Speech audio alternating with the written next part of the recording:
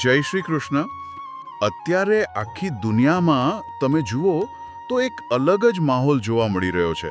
ચારે તરફ બસ ચૈત્રી નવરાત્રિનો ઉત્સાહ છે. એકદમ સાચી વાત છે. ચારે બાજુ બસ માતાજીની આરાધના ચાલી રહી છે. હા, અને લોકો કઠોર ઉપવાસ કરી રહ્યા છે, મંદિરોમાં ભીડ છે, ઘંટનાદ થઈ રહ્યા છે, અને મોટા ભાગના લોકો માતાજી પાસે એટલે કે દેવી શક્તિ પાસે પોતાના જીવનના પ્રશ્નો ઉકેલવા, સુખ, શાંતિ કે ભૌતિક સંપત્તિ માટે શક્તિ માંગી રહ્યા છે. બરાબર છે. લૌકિક રીતે આ જ થતું હોય છે. અને આ એક બહુ જ સામાન્ય ક્રમ છે જે સદીઓથી ચાલ્યો આવે છે. પણ અહીંયા એક બહુ જ મોટી નવાઈની વાત છે. જો આપણે આપણા પુષ્ટિમાર્ગ તરફ નજર કરીએ તો આ 9 દિવસમાં આવું કંઈ જ થતું નથી. કોઈ કઠોર સાધના નથી, કોઈ ઉપવાસનો આગ્રહ નથી. ના, બિલકુલ નહીં. અને સૌથી મોટો આશ્ચર્યનો વિષય તો એ છે કે ભગવાન પાસે કોઈ શક્તિ માંગવાની પણ નથી. તો પછી એક સ્વાભાવિક પ્રશ્ન એ થાય કે આ 9 દિવસોમાં આપણે ત્યાં થાય શું? માનવ સ્વભાવ તો સ્વાર્થી છે ને, તો સામાન્ય લોકો જ્યારે બધું માંગી રહ્યા છે ત્યારે એક વૈષ્ણવ કંઈ જ માંગ્યા વગર કેવી રીતે રહી શકે? એ જ તો આપણા માર્ગની સુંદરતા છે. હા, એટલે જ આજે આપણી ચેનલ પુષ્ટિ પંથ પર આપણે આ જ ગહન અને અલૌકિક ભાવને સમજવાનો પ્રયાસ કરવાના છીએ. આપણે જોઈશું કે કેમ પુષ્ટિ માર્ગમાં આ 9 દિવસોને નવરાત્રિ નહીં પણ નવવિલાસ કહેવાય છે. ખરેખર આ એક એવો વિષય છે જે આપણા માર્ગના મૂળભૂત સિદ્ધાંતને એકદમ સ્પષ્ટ કરે છે. જુઓ, દુનિયા જ્યારે શક્તિ મેળવવાની દોડમાં લાગેલી હોય ત્યારે પુષ્ટિમાર્ગ કંઈક સાવ અલગ જ અત્યંત મધુર દિશામાં વહી રહ્યો હોય છે. એટલે કે લૌકિક જગત અને અલૌકિક પુષ્ટિમાર્ગ વચ્ચેનો આ પાયાનો તફાવત છે, એમ જ ને? એકદમ. લૌકિક જગતમાં નવરાત્રિ એટલે શક્તિ મેળવવાનો, કંઈક પ્રાપ્ત કરવાનો ઉત્સવ. માણસ જ્યારે પણ ઈશ્વર પાસે જાય છે ત્યારે મોટા ભાગે તેના મનમાં એક યાચના હોય છે. પછી તે સારું સ્વાસ્થ્ય હોય, સંપત્તિ હોય કે જીવનના સંકટો સામે લડવાની શક્તિ હોય. હા, કંઈક ને કંઈક તો માંગતા જ હોય છે. બરાબર. પરંતુ શ્રીમદ વલ્લભાચાર્ય મહાપ્રભુજીએ આપણને જે માર્ગ બતાવ્યો છે તે પ્રેમલ લક્ષણા ભક્તિનો માર્ગ છે. એટલે આ માર્ગમાં કોઈ કઠિન સાધના, વ્રત કે ઉપવાસનો કોઈ શારીરિક કે માનસિક ભાર છે જ નહીં. અરે જરા ઊભા રહો. અહીં મને એક મૂંઝવણ થાય છે.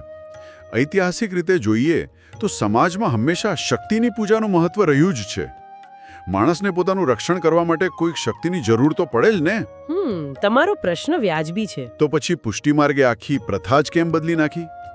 જો આપણે શક્તિની ઉપાસના જ નથી કરવાની તો પછી આપણા માટે પરમ શક્તિ છે કોણ? શું આપણે શક્તિના અસ્તિત્વને જ નકારી રહ્યા છીએ? પુષ્ટિ માર્ગે શક્તિની વ્યાખ્યા જ આખી બદલી નાખી છે. અહીં શક્તિનો અર્થ કોઈ રાક્ષસોનો નાશ કરનારી કે ભૌતિક સંપત્તિ આપનારી કોઈ બાહ્ય દેવી નથી. તો પછી કોણ છે? પુષ્ટિ માર્ગમાં આપણી પરમ શક્તિ છે પ્રભુની પોતાની જ આહલાદીની શક્તિ. આ બહુ સમજવા જેવો વિષય છે. જુઓ, પ્રભુ સ્વયં આનંદના સાગર છે અને એ આનંદ જ્યારે મૂર્તિમંત થાય, એ આનંદને જ્યારે આકાર મળે ત્યારે તે આહલાદીની શક્તિ બને છે. એટલે કે સાક્ષાત આપણા શ્રી સ્વામિનીજી? જી બિલકુલ. આ શક્તિ એટલે સાક્ષાત આપણા શ્રી સ્વામિનીજી એટલે કે શ્રી રાધાજી અને આપણા વ્રજભક્તો. પ્રભુને પોતાના જ સ્વરૂપનો આનંદ લેવા માટે જે શક્તિની જરૂર પડે છે તે આહલાદીની શક્તિ છે. અરે વાહ! એટલે આપણે કોઈ બાહ્ય શક્તિ પાસે જઈને કંઈ માંગવાનું નથી, પણ બસ પ્રભુ અને તેમની આહલાદીની શક્તિના એ અનંત પ્રેમમાં માત્ર લીન થવાનું છે. હા, અને આનાથી માનસિકતા આખી બદલાઈ જાય છે. ખરેખર આ તો વિચારોમાં બહુ મોટો બદલાવ કહેવાય. આને સમજવા માટે હું એક ઉદાહરણ આપું. ધારો કે કોઈ દેશના રાજાનો દરબાર ભરાયો છે. દુનિયાના લોકો એ દરબારમાં જાય છે અને કહે છે કે મહારાજ, મારા ગામમાં કૂવો ખોદાવી આપો, મારું રક્ષણ કરો, મને ધન આપો. હા, લોકો રાજાને એક સત્તાધીશ તરીકે જ જુએ. બરાબર. પણ એક પુષ્ટિમાર્ગીય વૈષ્ણવ એ જ રાજાના મહેલમાં જાય છે અને કહે છે કે મહારાજ, તમારે મને કંઈ આપવાની જરૂર નથી. હું તો બસ તમને ખુશ જોવા માંગુ છું. તમે થાકી ગયા હશો, લાવો હું તમારી સેવા કરું, તમને લાડ લડાવું. વાહ વાહ, શું સુંદર દૃષ્ટાંત આપ્યો તમે. દુનિયા ભગવાન પાસે પોતાની જરૂરિયાતો પૂરી કરાવવા જાય છે, જ્યારે એક વૈષ્ણવ પ્રભુના સુખમાં જ પોતાનો આનંદ શોધે છે. આ એકદમ નિસ્વાર્થ અને શુદ્ધ પ્રેમ છે. અને મને લાગે છે કે આ જ નિસ્વાર્થ પ્રેમના પાયા પર પેલી નવવિલાસની કલ્પના ઊભી છે ને. એકદમ સાચું. આ 9 દિવસોને પુષ્ટિ માર્ગમાં નવ વિલાસ એટલા માટે જ કહેવાય છે. વિલાસ એટલે આનંદ, ક્રીડા, પ્રભુની મધુર લીલાઓ. ચૈત્ર માસનો સમય એટલે વસંત ઋતુનો 16 કળાએ ખીલેલો સમય. હા, પ્રકૃતિમાં પણ કેવો સરસ બદલાવ આવતો હોય છે આ સમયે. હા, તમે પ્રકૃતિ તરફ નજર કરો તો શિયાળાની પેલી નીરસતા પૂરી થઈ ગઈ હોય, વૃક્ષો પર નવા પાંદડા આવી ગયા હોય, ફૂલોની સુગંધથી આખું વાતાવરણ મહેકતું હોય. ઋતુરાજ વસંતનું આગમન પ્રકૃતિમાં એક નવું જ ચેતન લાવે છે. અને આ નવચેતન વચ્ચે પ્રભુ પણ લીલાઓ કરે, એમ જ ને? બિલકુલ. પ્રકૃતિના આ નવચેતન વચ્ચે પ્રભુ શ્રી સ્વામિનીજી સાથે અને વ્રજભક્તો સાથે નિત નવા લાડ લડાવે છે, નવી નવી મધુર લીલાઓ કરે છે. આ 9 દિવસો એ પ્રભુના 9 અલગ અલગ વિલાસના, એટલે કે 9 અલગ અલગ પ્રકારના આનંદના દિવસો છે. એટલે પ્રભુ અહીંયા કોઈનું કષ્ટ દૂર કરવા માટે શસ્ત્ર નથી ઉપાડતા. ના, પ્રભુ તો પોતાના ભક્તોને આનંદ આપવા માટે પુષ્પોથી રમે છે, ક્રીડા કરે છે. અદ્ભુત. એટલે કે એક તરફ દુનિયા 9 દિવસ સુધી ભય અને માંગણી સાથે પૂજા કરે છે, જ્યારે બીજી તરફ આપણે પ્રકૃતિના સૌથી સુંદર સમયમાં પ્રભુની 9 અલગ અલગ લીલાઓનો, તેમના વિલાસનો ઉત્સવ મનાવીએ છીએ. હા, અને આ જ આપણો અલૌકિક આનંદ છે. પણ આ અલૌકિક આનંદને સમજ્યા પછી મને એક બહુ મોટો અને સ્વાભાવિક પ્રશ્ન ઊભો થાય છે. જો પુષ્ટિ માર્ગ આટલો બધો આંતરિક અને ભીતરી પ્રેમનો માર્ગ છે, તો પછી આ દિવસોમાં પેલો લૌકિક રીતે ઉજવાતો ગણગૌરનો તહેવાર આપણા માર્ગમાં કેવી રીતે અને શા માટે ભળી ગયો? ગણગૌરની વાત બહુ જ રસપ્રદ છે. હા, કારણ કે ખાસ કરીને રાજસ્થાન અને ગુજરાતમાં ગણગૌર એ બહુ જ મોટો સામાજિક ઉત્સવ છે. તો શું આપણે કોઈ લૌકિક પ્રથાને આપણા શુદ્ધ ભક્તિ માર્ગમાં ભેળવી દીધી છે? આ પ્રશ્ન ખરેખર બહુ ઊંડાણ માંગી લે તેવો છે. ઉપરછલ્લી રીતે જોતા એવું જ લાગે કે પુષ્ટિ માર્ગે કોઈ સામાજિક કે પ્રાદેશિક તહેવાર અપનાવી લીધો છે. જુઓ, લૌકિક રીતે ગણગૌર શું છે? ગણ એટલે શિવ અને ગૌર એટલે ગૌરી અથવા પાર્વતી. હા, સ્ત્રીઓ પૂજા કરતી હોય છે. બરાબર. સમાજમાં સ્ત્રીઓ, ખાસ કરીને કુંવારી કન્યાઓ, એક સારા અને યોગ્ય પતિની પ્રાપ્તિ માટે અને સૌભાગ્યવતી સ્ત્રીઓ પોતાના અખંડ સૌભાગ્ય માટે શિવ પાર્વતીની પૂજા કરે છે, માટીની મૂર્તિઓ બનાવે છે, અનેક પ્રકારના નિયમો અને વ્રત પાળે છે. એટલે આ તો સંપૂર્ણપણે લૌકિક અને સાંસારિક કામનાઓ પૂરી કરવાનો જ ઉત્સવ થયો ને? હા, લૌકિક જગત માટે. પરંતુ જ્યારે આ જ ઉત્સવ હવેલીના ઉમરાની અંદર પ્રવેશે છે ને, ત્યારે તેનું સંપૂર્ણ અલૌકિકીકરણ થઈ જાય છે. પુષ્ટિ માર્ગે કોઈ લૌકિક પ્રથા નથી અપનાવી, બલકે શ્રીમદ ભાગવતના એક બહુ જ દિવ્ય પ્રસંગને સ્મૃતિમાં જીવંત કર્યો છે. અરે, તો પછી પુષ્ટિ માર્ગમાં આ ગણગૌર પાછળનો ભાગવતનો સંદર્ભ શું છે? કારણ કે ભાગવતમાં તો કોઈ રાજસ્થાની તહેવારનો ઉલ્લેખ હોય ને. સાચી વાત છે. પુષ્ટિ માર્ગમાં દરેક ઉત્સવ, દરેક ભાવનો આધાર શ્રીમદ ભાગવત છે. ભાગવતના 10મ સ્કંદમાં, જેને આપણે પ્રભુનું હૃદય કહીએ છીએ, તેમાં એક અત્યંત સુંદર વર્ણન આવે છે. કયો પ્રસંગ છે?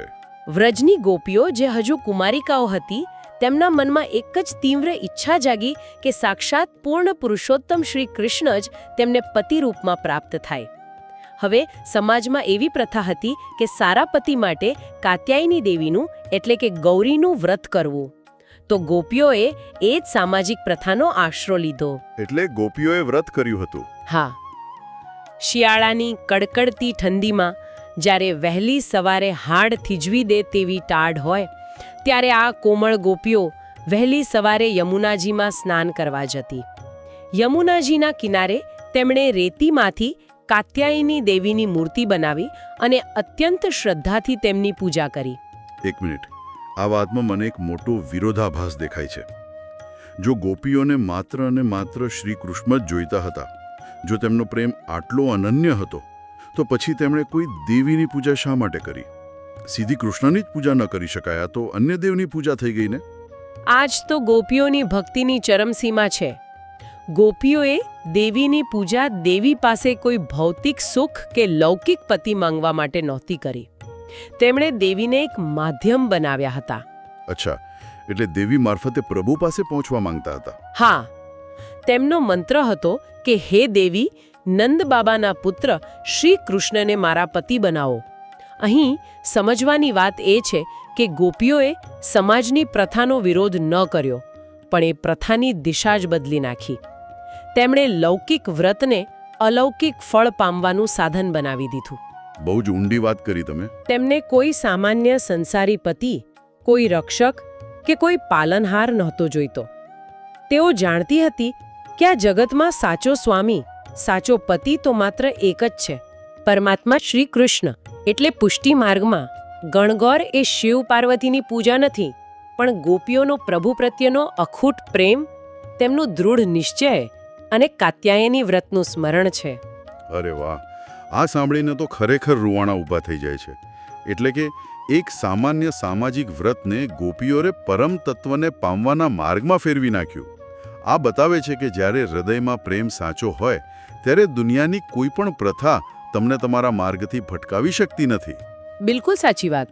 અને ગોપીઓના આ સંપૂર્ણ સમર્પણને જ આપણે ગોપીભાવ કહીએ છીએ ને?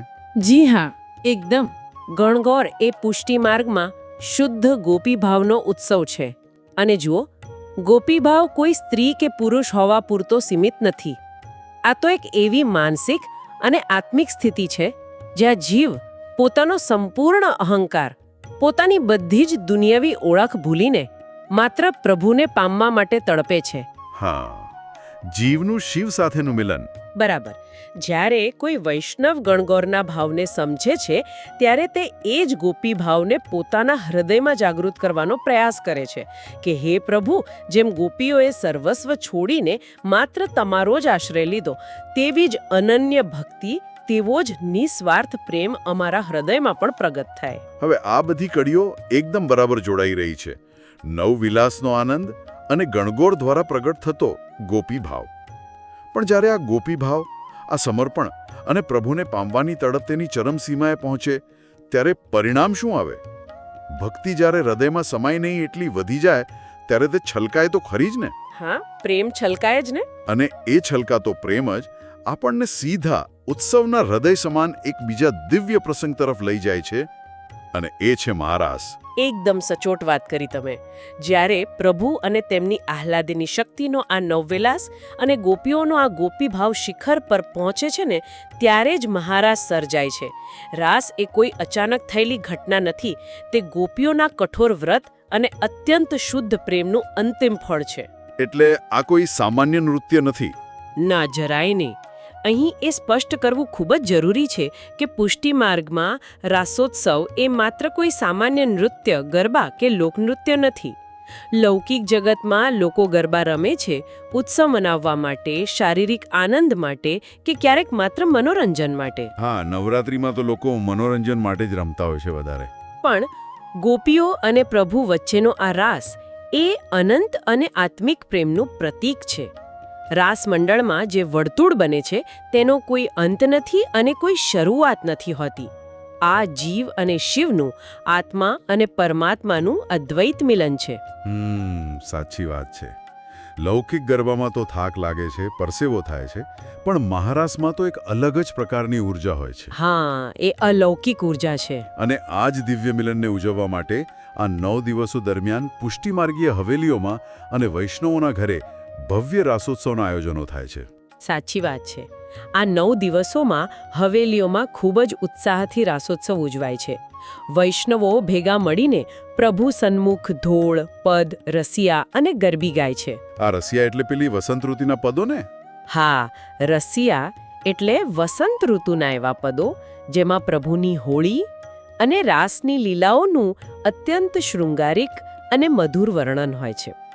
આ કીર્તનો ગાવાનો અર્થ એ નથી કે માત્ર કોઈ સંગીતનો કાર્યક્રમ ચાલી રહ્યો છે. તેમાં જોડાવાનો અર્થ એ છે કે આપણે પણ માનસિક રીતે ગોપી ભાવથી પ્રભુના મહારાસમાં પ્રવેશ કરી રહ્યા છીએ. એટલે આપણા અવાજ દ્વારા આપણે પ્રભુને રીઝવીએ છીએ. આ વાત પરથી મને એક બહુ જ રોમાંચક અનુભૂતિનો વિચાર આવે છે. જ્યારે કોઈ વૈષ્ણવ હવેલીમાં કે પોતાના ઘરના મંદિરમાં પ્રભુની સન્મુખ બેસીને ગરબી ગાય છે, ત્યારે જો તેનો ભાવ શુદ્ધ હોય તો તે માત્ર શબ્દો નથી ગાતો. હા, એનું હૃદય ગાતું હોય છે. બિલકુલ. આંખો બંધ કરતા જ તેને અનુભૂતિ થાય છે કે જાણે તે સીધો જ વ્રજની ભૂમિમાં પહોંચી ગયો છે. જાણે યમુનાજીનો કિનારો છે, શરદ પૂનમની કે વસંતની ખીલેલી રાત છે અને પ્રભુ સાક્ષાત સામે ગોપીઓ સાથે મહારાસ ખીલી રહ્યા છે. વાહ! આ માનસિક યાત્રા જ આખી પરિકલ્પનાને એટલી જીવંત બનાવી દે છે કે એવું લાગે જ નહીં કે આ હજારો વર્ષો જૂની કોઈ કથા છે. અને આ જ પુષ્ટિ માર્ગની સૌથી મોટી સુંદરતા છે. અહીં ભૂતકાળમાં થયેલી લીલા માત્ર કોઈ ઇતિહાસ કે કથા નથી, તે નિત્ય લીલા છે. તે આજે પણ, આ જ ક્ષણે પણ એટલી જીવંત છે. પ્રભુ આજે પણ વ્રજમાં રાસ રમી રહ્યા છે. બસ તેને જોવા માટે આંખો નહીં, પણ ગોપી ભાવરૂપી પેલી આંતરિક દ્રષ્ટિ જોઈએ. અરે વાહ! આ બધી તો થઈ ભાવની અને દર્શનની વાતો. પણ આપણે જાણીએ છીએ કે કોઈ પણ ફિલોસોફી જ્યાં સુધી આચરણમાં ન મુકાય ત્યાં સુધી અધૂરી છે. બરાબર છે. તો આ તમામ દિવ્ય ભાવોને, આ નવ વિલાસને, ગોપી ભાવને અને મહારાસને આપણે આપણા રોજિંદા જીવનમાં અને આપણી પ્રભુ સેવામાં વાસ્તવિક રીતે કેવી રીતે ઉતારી શકીએ? મને લાગે છે કે હવેલીના ક્રમને સમજીશું તો આખી વાત એકદમ સ્પષ્ટ થઈ જશે. ચોક્કસ. સેવા ક્રમ સમજવો અત્યંત જરૂરી છે, કારણ કે પુષ્ટિ માર્ગમાં ભાવને ક્રમ દ્વારા જ પુષ્ટ કરવામાં આવે છે, તેને એક આકાર આપવામાં આવે છે.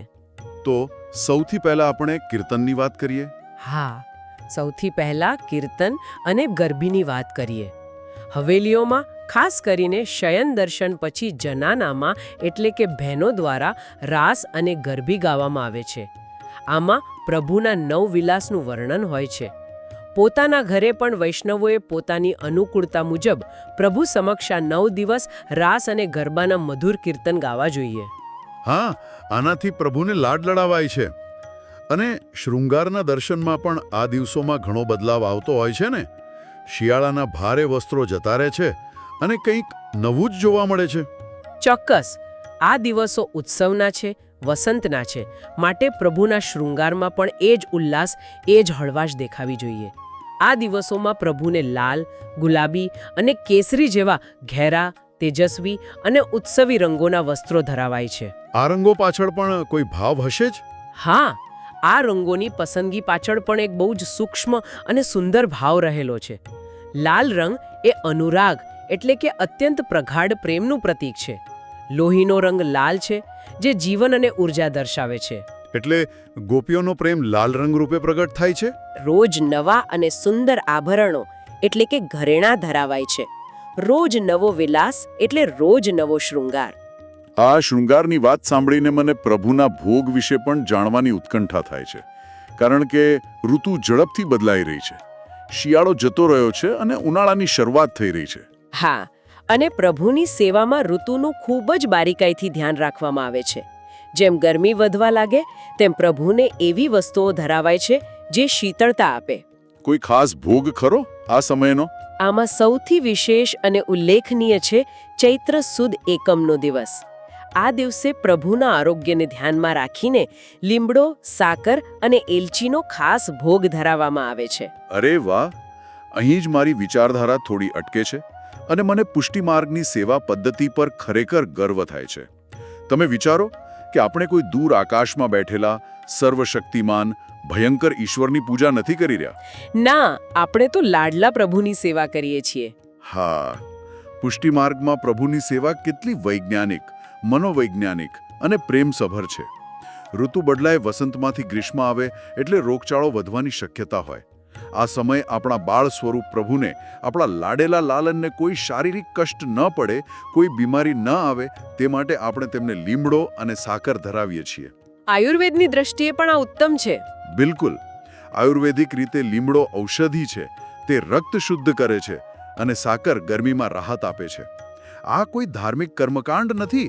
આ તો એ વાતની સાબિતી છે કે આપણે પ્રભુને આપણા જ ઘરના એક વહાલસોયા સભ્ય, આપણા પોતાના બાળકની જેમ સાચવી રહ્યા છીએ. અને જુઓ, આને જ પુષ્ટિ માર્ગમાં વાત્સલ્ય ભાવ કહેવાય છે. આ સાક્ષાત શ્રી યશોદાજીનો ભાવ છે. હા, યશોદા મૈયાનો ભાવ. યશોદાજી ક્યારેય કૃષ્ણને ભગવાન નહોતા માનતા. તેઓ હંમેશા એ જ ચિંતા કરતા કે મારા લાલાને ઠાડ ના લાગી જાય, તડકો ના લાગી જાય. આપણે પણ માત્ર નિયમ ખાતર પૂજા નથી કરતા. આપણે પ્રભુની સગવડ અને તેમના આરોગ્યની ચિંતા કરીએ છીએ. એટલે કે ભગવાનને આપણા ભોગની ભૂખ નથી, પણ આપણા પ્રેમની ભૂખ છે. 100% સાચી વાત. ભગવાનને ભોગ પાછળ રહેલા એ શુદ્ધ, નિસ્વાર્થ પ્રેમની ભૂખ છે. અને આ જ પ્રેમ પ્રભુને સૌથી વધુ પ્રિય છે. ખરેખર આ આખી સફર ખેડ્યા પછી એવું લાગે છે કે આપણે કેટલા ભાગ્યશાળી છીએ કે આપણને શ્રી મહાપ્રભુજીએ આવો સુંદર માર્ગ બતાવ્યો. આપણે ક્યાંય કોઈ શક્તિ માંગવા જવાની જરૂર જ નથી. બિલકુલ જરૂર નથી. તો આ બધી જ ઊંડી, રસપ્રદ અને ભાવસભર ચર્ચા પછી જો આપણે આજના પૂરા વિષયનો એક સાર કાઢવો હોય તો તે શું હોઈ શકે? જો મારે સાર કહેવો હોય તો સમગ્ર ચર્ચાનો એકમાત્ર સાર એ જ છે કે પુષ્ટિ માર્ગ એ નિરપેક્ષ પ્રેમ અને સંપૂર્ણ સમર્પણનો માર્ગ છે, જ્યાં આખી દુનિયા સામાન્ય લૌકિક માન્યતાઓમાં ફસાઈને ભગવાન કે દેવી પાસે શક્તિ, સંપત્તિ કે દુનિયાવી સુખ માંગવા જાય છે, યાચક બને છે. પણ ત્યાં એક પુષ્ટિમાર્ગીય વૈષ્ણવે બધાથી પર થઈ જાય છે. તે માત્ર ને માત્ર પ્રભુની આહલાદીની શક્તિના પ્રેમમાં, તેમના રાસોત્સવમાં અને ગણગૌરના એ અખૂટ ગોપી ભાવમાં સંપૂર્ણપણે લીન થઈ જાય છે. એટલે કામનાઓ છૂટી જાય છે બધી. હા, આપણે પ્રભુ પાસે કંઈ જ માંગવાનું નથી. આપણી કોઈ લૌકિક કામના બચી જ નથી. બસ પ્રભુના આ મહારાસ અને નવવિલાસના અલૌકિક આનંદને આપણા હૃદયમાં ઉતારવાનો છે અને જીવનભર એ જ આનંદમાં તરબોળ રહેવાનું છે. અરે વાહ, શું અદ્ભુત વૈચારિક શિખર છે આ! આ ચર્ચાના અંતે એક વિચાર હૃદયમાં વારંવાર ગુંજે છે કે જ્યારે આપણે પ્રભુ પાસે કંઈ જ માંગતા નથી ને, ત્યારે પ્રભુ સામે ચાલીને આપણને પોતાનું સર્વસ્વ આપી દે છે. શક્તિ માંગવાથી કદાચ દુનિયા જીતી શકાય, પણ પ્રેમથી તો શક્તિના સ્વામીને જ જીતી શકાય છે. બહુ જ સુંદર વાત કહી તમે. સાચો આનંદ કંઈક મેળવવામાં નથી, પણ પ્રભુના પ્રેમમાં ઓગળી જવામાં જ છે. બિલકુલ. કોઈ વૈષ્ણવ જ્યારે પણ હવે પછી કોઈને નવરાત્રિમાં ભૌતિક વસ્તુઓ માંગતા જુએ, ત્યારે મનમાં એકવાર ચોક્કસ એ વિચાર આવવો જોઈએ કે આપણે કેટલા ધન્ય છીએ. આ એક એવો વિચાર છે જે આપણી આખી જીવન દૃષ્ટિ બદલી શકે છે. આ ગહન પ્રશ્ન સાથે આપણે આજની આ દિવ્ય સફરને અહીં જ વિરામ આપીએ. મારો આ નમ્ર પ્રયાસ છે કે આ જ્ઞાન બધા વૈષ્ણવો સુધી પહોંચે. જો મારાથી કોઈ ભૂલ થઈ હોય તો મને માફ કરજો અને કોમેન્ટ્સમાં જણાવજો, જેથી આપણે તેને સુધારી શકીએ. કૃપા કરીને આ વિડીયો વોટ્સઅપ પર શેર કરજો, જેથી અન્ય વૈષ્ણવોને પણ આ જ્ઞાન મળી શકે. અને આવતા વિડીયોમાં આપણે કયા વિષય પર વાત કરવી જોઈએ તે માટે નીચે કોમેન્ટ જરૂર કરજો. જય શ્રી કૃષ્ણ.